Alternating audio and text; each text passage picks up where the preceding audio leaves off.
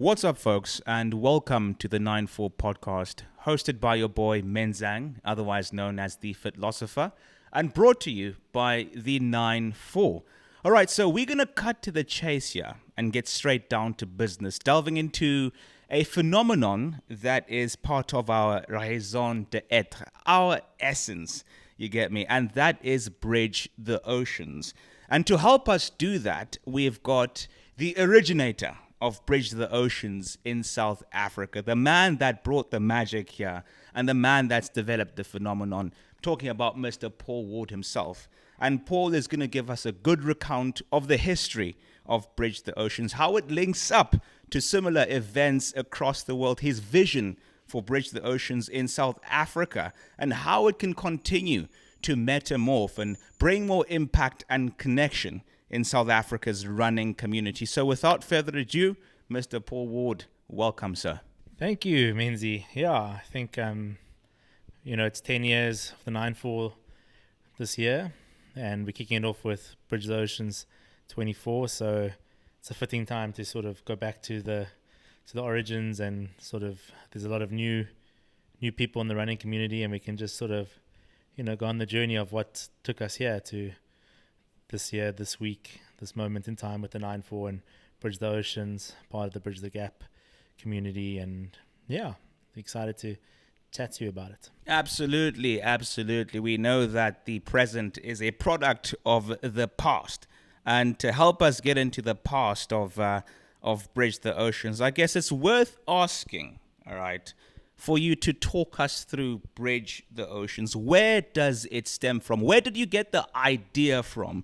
You know what I'm saying? So I think before we unpack Bridge the Oceans, we have to understand the phenomenon of Bridge the Gap. So Bridge the Gap is basically started probably like 25 years ago, I think, in New York, and then got by the bridge runners and sort of got exported to London via Charlie Dark and Run Dem crew, and it basically became a Bridge the Gap event. There were all these running crews, like sort of counterculture running crews forming, and a Bridge the Gap event was a connecting of these crews. So always around a marathon or half marathon in the city, and a Bridge the Gap event basically meant you host all the other runners that are in town. Sort of the social side of it, the connecting of the community runners, the crew runners, not the serious club, but the community. And then I think, Bridge the Oceans just became, once we sort of formed a crew and the 9-4 was a part of it, I think you're hosting your event, your Bridge the Gap event, is how you give back to the community. If you're going to be traveling to Berlin and doing Homies Half, then you also have to host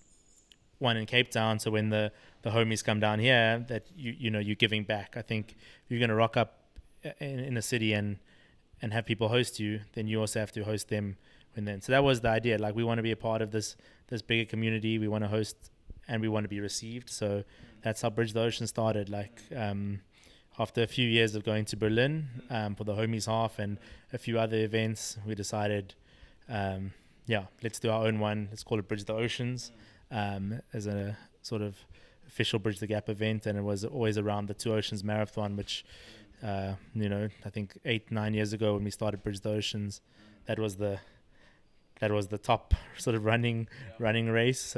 Obviously a little bit tricky with the 56K there, so quite a serious run, but let's try and connect. Let's have some social events. Let's get the Joburg people in town to have a space that they can feel like home. I think that's basically, when you travel to a city and to run a race, there's so many unfamiliar things. If you can try and make them feel familiar and make them feel like they have a bit of home, maybe that helps them on race day. And always the light at the end of the tunnel being the after party, which is where the true connections are formed.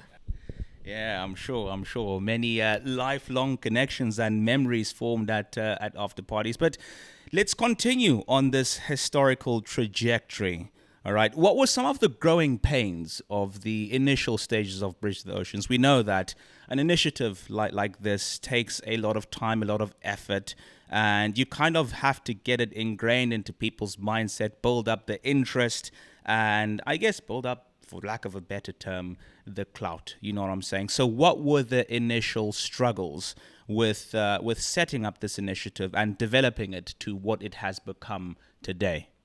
Yeah, I think initially, I guess, South Africa was a little bit behind in terms of crew running culture. When we first started in 2014, or actually late 2013, but we say 2014, there weren't so many crews in South Africa. There was Bromfie had started and a few others were sprouting out, but obviously to create a community, you need the crew. So initially it was, and then we were very fortunate that we as a crew, went to Berlin quite early to the Homies Half, and I think once you experience a Bridge the Gap firsthand, that instilled the culture in us. But how do we sort of let everyone else understand what this thing is? Because I think it's very different. Running culture in South Africa is very big, but crew running it's a very different mentality, and you don't want to sort of. It was quite important to have a distinction between the two, just an attitude towards running where I think the social aspect is as important, and the sort of you run hard on the day, but the real reason you're traveling is to connect, and I think just that hadn't been established in the broader community of South Africa, and there wasn't that many crews at the beginning. It was sort of us, Bromfree, Thesis, and would have one crew from internationals probably coming down. We had Pata come down. I think they were the first big crew, and they obviously understand the vibe because they've been doing it in Europe. But in Europe it's so easy. If it's in Paris, everyone flies there for the weekend. You have 20 crews, and it's like the culture, the energy's there. But we had to sort of build the culture slowly. So each event was sort of giving the local community a taste of what a Bridge the Gap really is. It certainly helped when when Pata came down. I think that sort of inspired the other crews, and you get to sort of feel the energy. They run fucking hard, but they party just as hard, and I think that that after party sort of set the tone for Bridge the Oceans. I think that was 2017, so that was one of our first big ones. But it was just really building the culture, and because we had such a big running culture that wasn't crew running culture, it was like, how do you separate these two things? That it's not just running together is not crew running. It's it was sort of that, I think, at the beginning. Now, luckily, I think crew running is fully fledged here in South Africa and in Cape Town, and I think the mindset is now being formed, and fortunately we had quite an important role in sort of building that culture.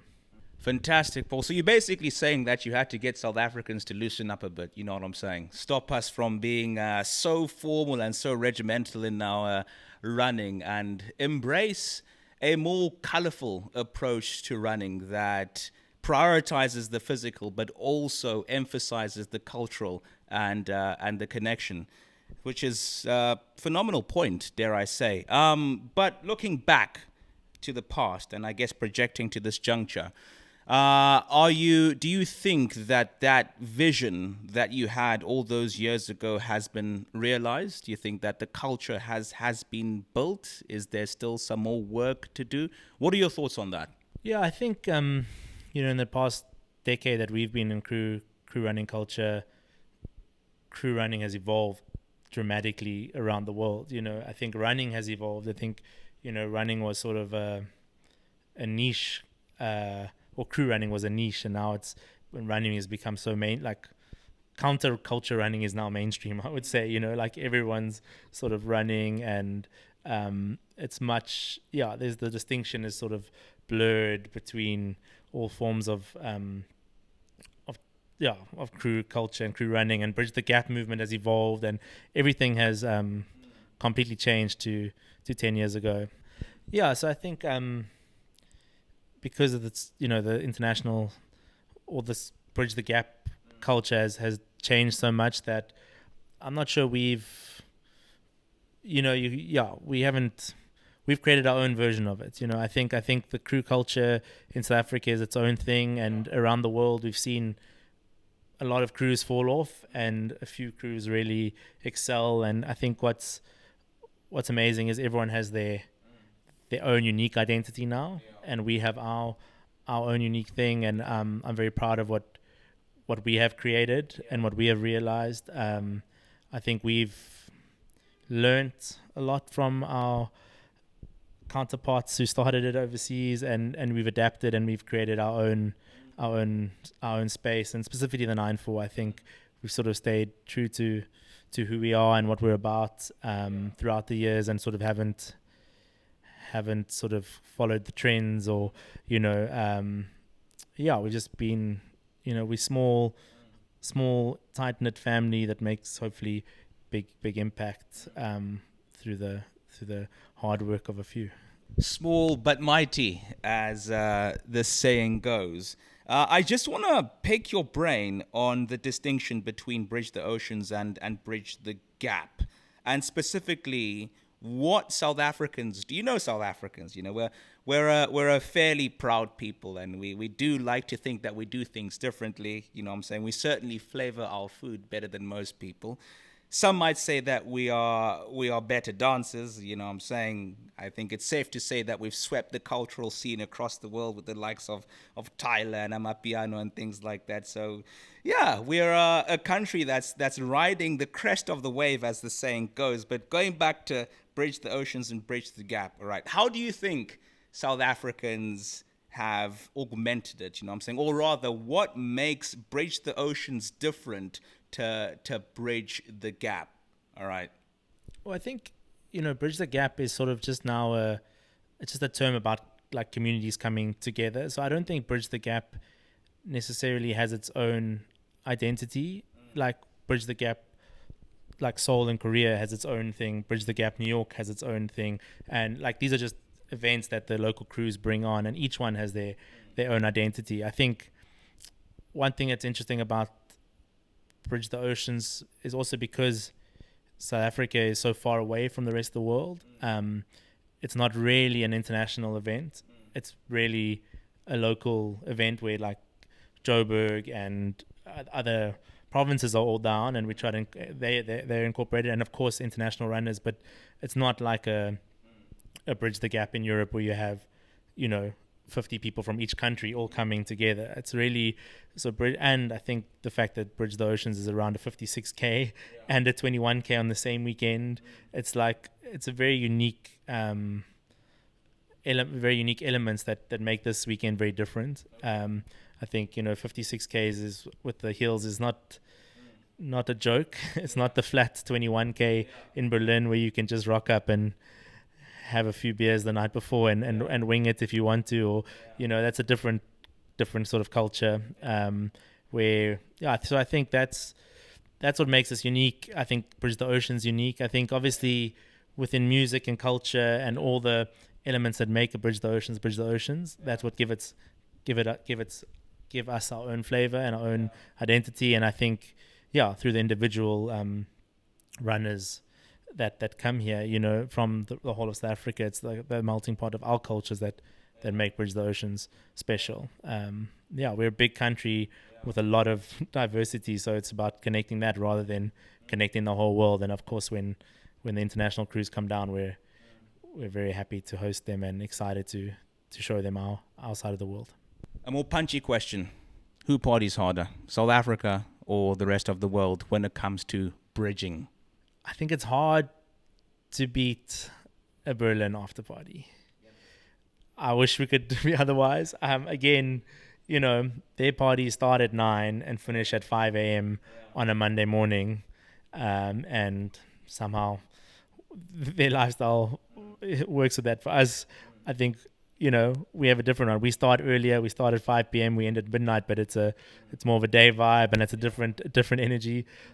But I'll tell you one thing: when South Africans go to Berlin, then we party hard. I think we've had a few homies half after parties with the 9-4 have, been the last to leave, and so we definitely represent when we're put in the right environment.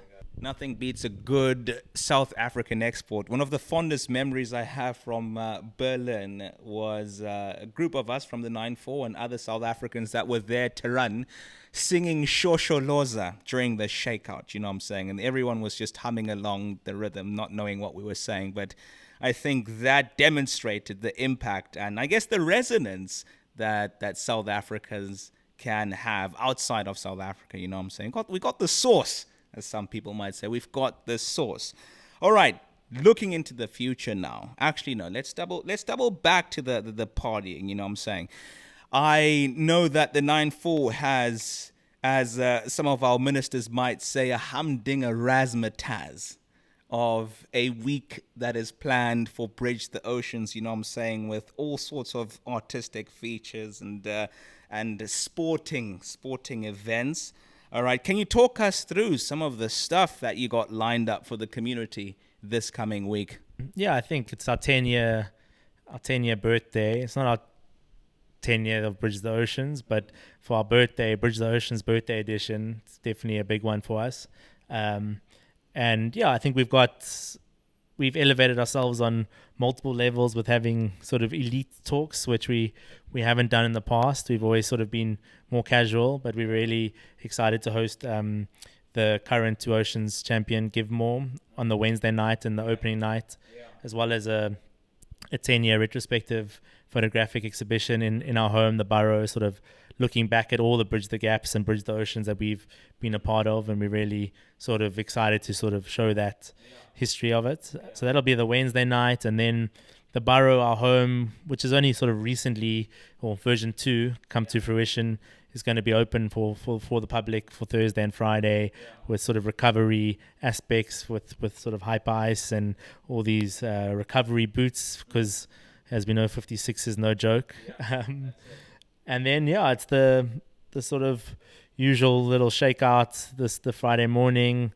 and then because it's a double header, you know, the rest of the world, it's just like one race. We have Saturday and Sunday. It's a full weekend of cheering, leading up to our biggest after party ever, at in a new iconic venue in Cape Town, Texas, which I know a few of the 9-4 have frequented far too much, but we're definitely going to kick it off, and we have some great local music acts from around the country coming down, and so it's same but bigger, you know.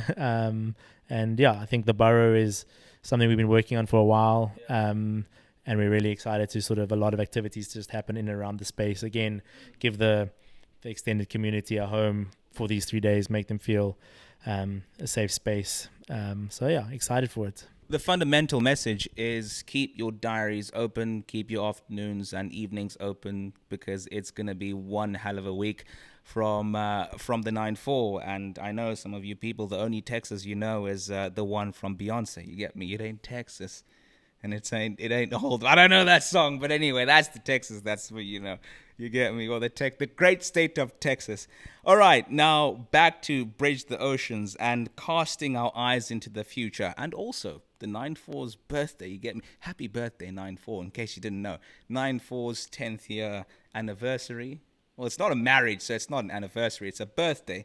But your vision for Bridge the Oceans. Let's start with that one. Your vision for Bridge the Oceans.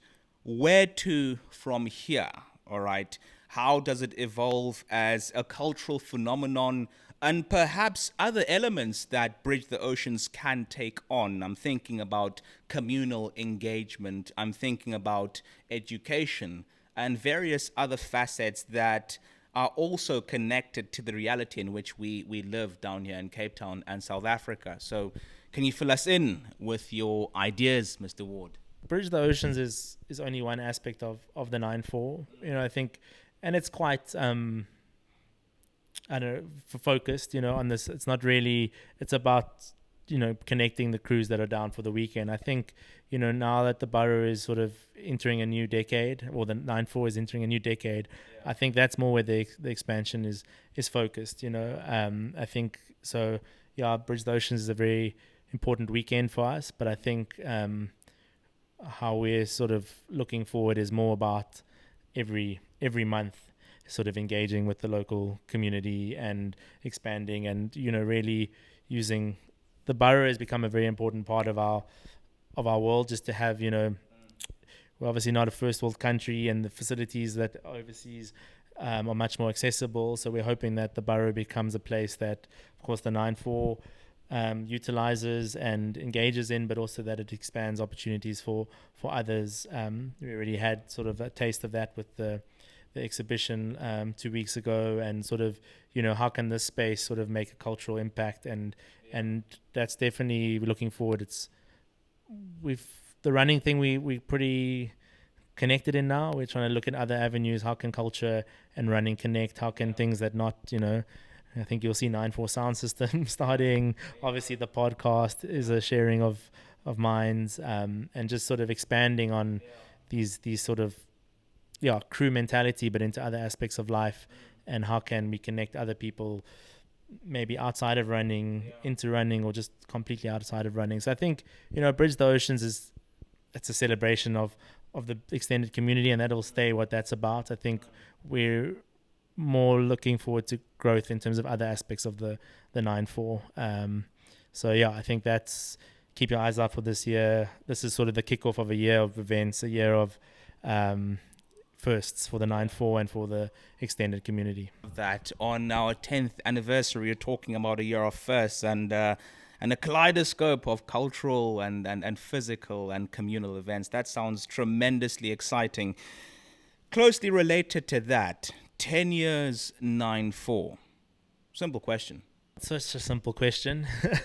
I mean, I think, what started as like 5 people running on the prom on a Saturday morning, when like running wasn't interesting to a lot of people, is now sort of, we have 6 people running a 56-kilometer race this weekend. That shows, that's 10 years of growth. That's, that's 10 years of work, of legacy, of not just, obviously not physical work in performance, but just sort of building a culture, building the same like-minded people that could not run 5Ks now are pushing themselves further than ever. We have 3 people running the Comrades this year.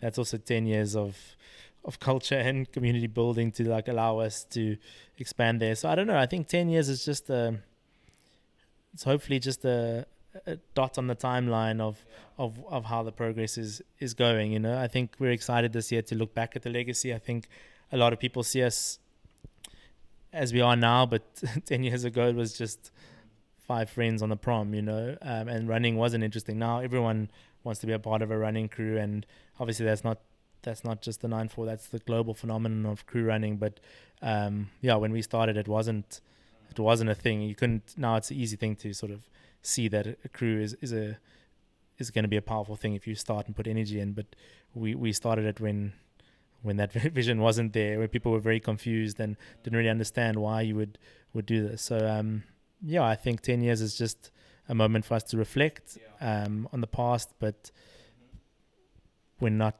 going anywhere. So I think it's also a moment to look forward and to see where we are in 10 years from now. I'm going to push you on that. I'm saying? You've given rather some tremendously philosophical answers, you get me, but you said a dot on the timeline looking forward. I want to know more about that future. How do you see the future of 9-4 evolving? And I guess to extend the question to the broader running scene in Cape Town, we're seeing different crews coming up and people that have different ways of doing things, all right, which is not necessarily bad. I think diversity is a good thing.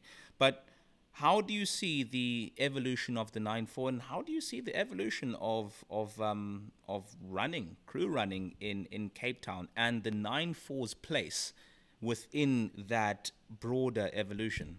Cape Town has always had such a strong running community, in terms of we had clubs and big clubs, and we have a beautiful running landscape. So running has never been a thing we're trying to like get people to get the general public to be excited about. I think for us, running it's always been about people that don't have a connection to running or don't see themselves as running or have never experienced, it's a certain type of person that I think we try to attract in terms of running and fitness and health, that maybe are more familiar with, I don't know, the creative side of life or the clubs or I don't know, other interests. It's, I think what's beautiful now is there's a crew and a club for everyone. Whoever you are as a human, you find somewhere where you feel safe. And I think the 9-4 is just, we want to stick to who we are.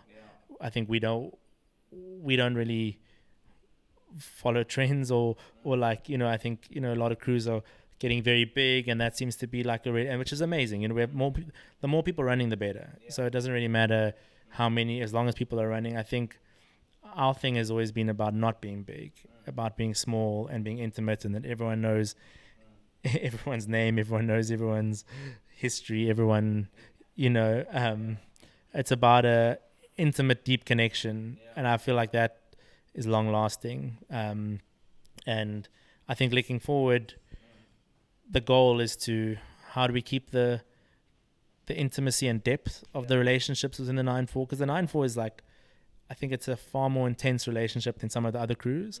Other crews are far more running focused and sort of, lifestyle focused. But I think what people don't understand about the 9-4 is it's a heavy commitment. It's not for everyone, and it's it's a lot to take on, but I think very, very rewarding. But it's, when you have less people, every person counts. If someone's not at a session or not present, you feel their presence being missed. So I think looking forward, it's not to change that, but how do we grow by still keeping who we are? I think any business, any brand always has this moment where they have to expand, and how do they keep the culture the same while expanding? And I think for us, we want to keep this intimate connection where you rock up and you see a group of family members, everyone but at the same time, we can't just be the 5 guys running on the prom, So from performance side, I think is one of the newest things for us. We've never been about performance.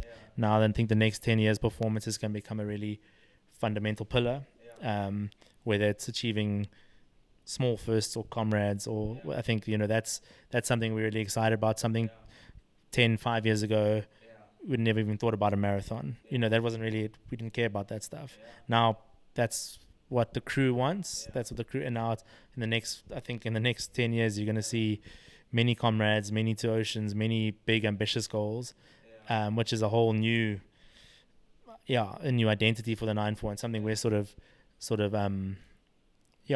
understanding ourselves. How do we, so it's I think looking forward, I don't really know where else we're going to go, but I think as long as we can expand by staying true to who we are and what got us here, I just don't want to lose sight of that, because I think that's what makes us unique, that's what makes us special, that's what keeps me wanting to do this after 10 years.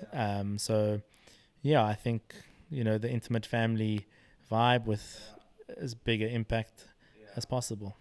Yeah, absolutely. I think one of the beautiful things about being in the 9-4, as you have alluded to, is the pool of talent and the array of individuals that we have in this running group. And I think that naturally lends itself to new adventures and new evolutions of the group, from 5 guys running the prom, 5 big guys, by the way, they cracked the prom, to something more than that. We're seeing cycling groups come up. You get me? We had a few people running, or rather cycling, the Argus. I hear murmurs of triathlons. You get me? I'm hearing murmurs of bodybuilding competitions. There are murmurs of yoga and Pilates and things like that. And I think that's testament to this space and the group's ability to cultivate and to bring out people's talents. So I'm looking forward to the 9-4 and how it'll enable those innate interests among its people to unfurl. All right. So, Paul, all right, finish off with Bridge the Oceans once again. All right. What in particular are you looking forward to most this coming week? Right. One thing. Personally, getting over the finish line, hopefully. I think it's my first time doing the ultra. I think after 10 years, might as well give it a try. So for the most thing I'm looking forward to is getting that behind me. And then I think it is the after party, but not just to not just to get fucked up, because I don't even drink, but just to celebrate us, I think parties in some ways are, I don't know, not meaningful, but a birthday party and a celebration and looking back and, with the community of people that have built the 9-4 and become a part of the 9-4. I think that Sunday is going to be it's a special one, a memorable one, and just to see everyone in the same space, achieving the goals we've achieved and looking back. I think that Sunday, we're going to have fun, but I think it'll also be quite a sentimental one. And so I think it's always the after party, the final full stop of a great week of activities. And then the Burrow being open to the world. I think this has been a project of ours since COVID, basically, where we closed the Burrow version 1, just to see the Burrow in full force over the weekend. So not the simplest answer, not the one point you're looking for, but I think it's going to be a beautiful weekend, but let's see you at the after party. I'm already lining up my excuse. I'm joking. No, Paul, thank you very much for that. That was tremendously informative. You heard it all from the originator himself: culture, community, performance, consideration, camaraderie. You get me? I can't think of more words that begin with a C, apart from Bridge the Oceans, but that doesn't begin with a C either. But there you have it, folks. We're looking forward to seeing you throughout this coming week. We're having a whole host of events that are oriented around athlete education, around recovery, around nutrition, around community building, and then, of course, the big celebration after the run on Sunday. So looking forward to seeing you, folks. And to those that are running, good luck. And those that are not, see you at the cheer zone. Over and out, 9-4 podcast.